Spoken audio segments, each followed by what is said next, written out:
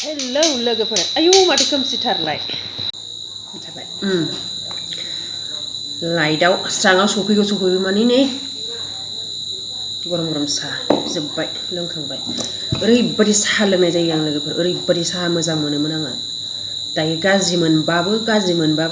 मोनबाबो साहाखौ नों गारनो हाला मा उपाय खालामबावनांगोनथाय बेसेबा गोबाव जाबायमोन आङो इउटुबाव भिडिअ होयैया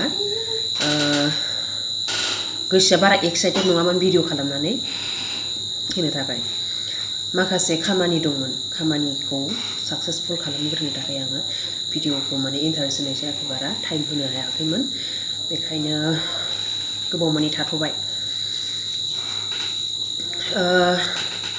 दिनैनिफ्राय एसे रेगुलारै भिडिअ होनो सानदों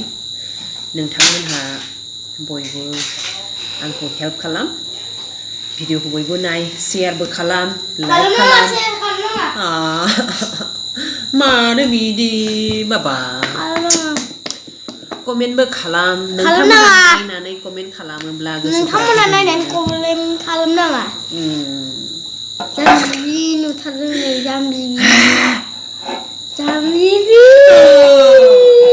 जाम्बि होनदों आंखौ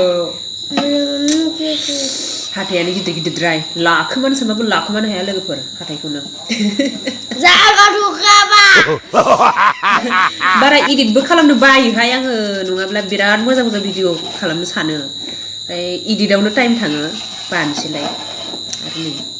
नै बेनिबो बिराद टाइम नांगौ बिराद टाइम होयो आं बेनो बिराद टाइम होनांगौ बिमाया खोमाना जाबाय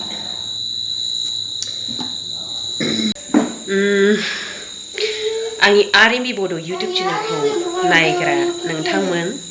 नोंथांमोननिसिम आंनि गोसो गोरबोनिफ्राय अननाय आरो सिबिनायखौ जासिग्रोनाय थाबाय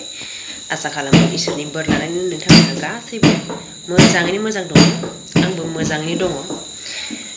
आंना माने बै साहाखौ गारनो हायिनि थाखाय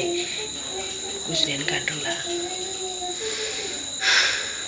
मा खालामबावनो ना बयहाबो मोनफा मोनफा निसा थायो आंहाबो बेनो निसाया साहा लोंनाय जेरावखि थाङा साहा मोनलोङाबाथाय फैखाया आरो मालाबा न'निफ्राय साहा लोंनो थाखायनो आं टाउनाव थाङा आंनि थाखाय न'नि साहाया गोथाव आंनि थाखाय बाहेरानि साहायाबो गोथाव न'नि साहायाबो गोथाव गासिबनिबो साहायाबो गोथाव ओरैबो खामानि भाजा एवगासिनो आङो खांख्रिखलाजों खांख्रिखलाजों होनना बुङो जोंनिया खांख्रिखलाजों आलुजों फ्राय एवगासिनो दहायनि मैथाजों नाजों ओंख्रि दङ बिथिं आरो भिडिअ खालामबाय थादों ससे खालामदों आरो बिथिं खामानिखौबो नायहैदों आङो दिनैनि भिडिअआ बेनोसै आरोना भिडिअखौ आं रेगुलार लाबोफिननो नाजानो होननानै आं सानदों बेखायनो एसे एडभार्टाइज होनाय जादों आरो